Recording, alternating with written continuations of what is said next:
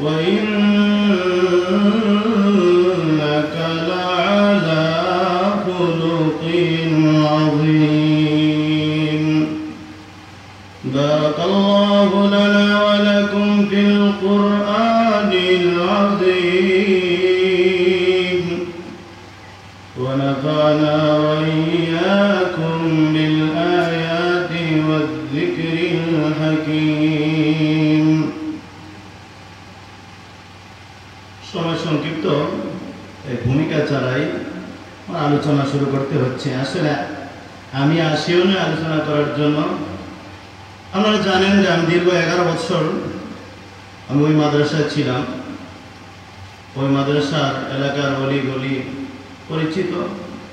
এরপর অসুস্থতার কারণে, বাস্তবে আমি অসুস্থতার কারণে আমি আর আসা হয়নি এই জমিনে। আসছি আমার প্রায় 5 বছর যাবৎ। আমি অসুস্থ থাকি বিদায় শীতের সিজনে আমি আর ওই অঞ্চলে আসতে পারিনি। আজকে এসেছি। যেন অনেকের মনোপ্রস্ত লাগতে পারে, যদিও আমি বড় না। অনেকে হয়তো হুজুর কেন ছেড়ে গেলেন, আমি অসুস্থ। বাস্তব এই বছর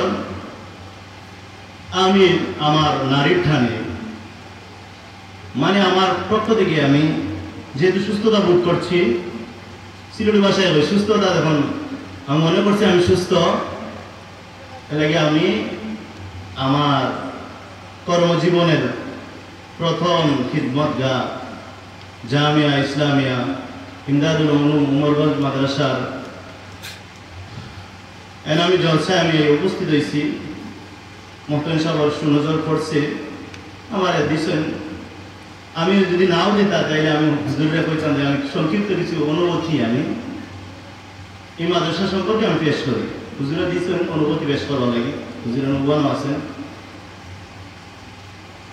আসলে একটা কথা আমরা আল্লাহর কদর নিয়ামত বাদ জওয়াল, নিয়ামতের কদর যাওয়ার পরে বোঝা যায়। আসলে আমি যাওয়াইছি না, আমি অসুস্থতা অনেক খানো গেছি চিকিৎসা লাগে। অনেকে বলছেন আপনার একটা জায়গাটা বদলিলেও দিলে ভালো হইল।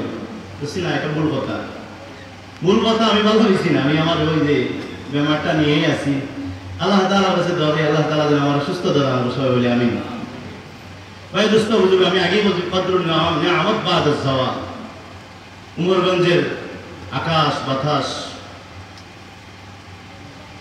সব পরিচিত, অনেক মহব্বত আপনারা করছেন।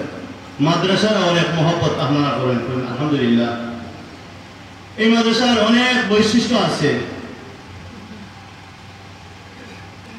যা এখন সংক্ষিপ্ত টাইমে